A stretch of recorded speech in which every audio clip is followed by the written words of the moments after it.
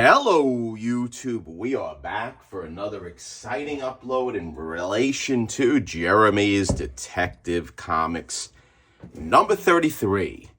Now, it's been a while, and if you recall, the previous uploads were dealing with color match. I was having a difficult time matching the paper pulp to the existing color of the wrap because this wrap had an orange tint to it. So I know there's a lot of people who are doing leaf casting, and in fact, I was on Dr. Paul's channel, Liberty Hill Comics, and Peter Alici was on it, Professor Peter. He has a channel as well. Here is Peter's channel. This is the thumbnail for me being on Dr. Paul's channel right here. So if you didn't see me on Dr. Paul's channel, who is a friend of mine and another great channel dealing with conservation and comic books in general, go check out the interview if you want to see what I look like, if you haven't already, if you want to see us interact and talking about color match for leaf casting. Now, those two fellas, Peter and Dr. Paul, they're very scientific. They have all these different methods for trying to or successfully matching the paper pulp to the existing wrap using electronics and computer programs. All great stuff. There's nothing wrong with that. But Jerry the Jitterbug is a little archaic.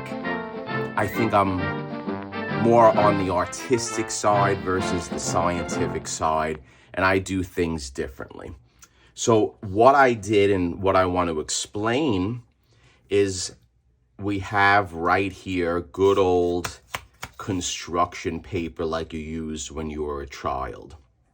And I thought to myself, I'm missing that reddish orange tint. We tried turmeric, which worked as a base, but this wrap had fibers in it. It looked like little orange red fibers. So I thought to myself, let me try to make some pulp, or let me make some pulp, not try, with the construction paper. And there it is right here. And as you can see, let's move it over. There is a red tinted pulp that's in the bottom of this plastic container. And this is what I used. And I used this by mixing it into the existing tan pulp that I made with various types of paper and turmeric and all the different ways that I color my pulp, and added it to it, and this is the result. And when I added the result to my tan pulp, I think I matched up the base color of the wrap very nicely. And I have to admit that this was the trickiest wrap that I ever worked on in doing this for all this time. Very tricky.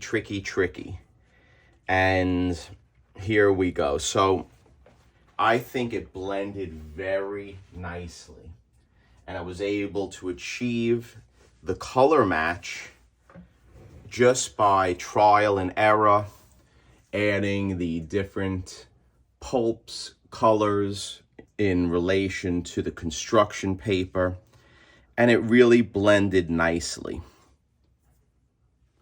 And the best way I like to use as an example is looking at the spine, which, remember, this had bug chew all in the spine, and comparing the pulp that was placed onto the existing color of the wrap. So right here between the panels is the existing color, and look how nicely it flows into the panels. Really, you cannot distinguish between the pulp and the existing wrap. Same here. It came out very nice.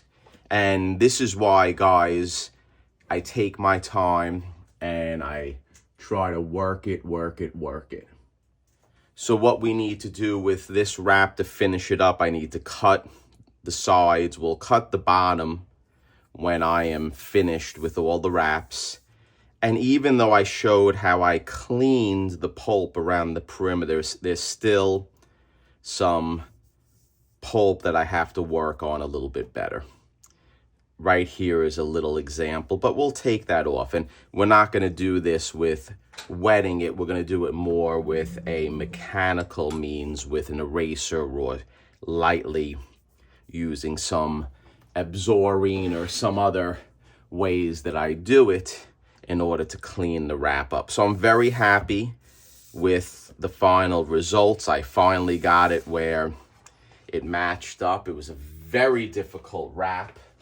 But listen, I'm amping up my game right now because we got a lot of people out there doing leaf casting. And for me, if the color match does not match, you have to do it again and again and again and adjust it and think outside of the box.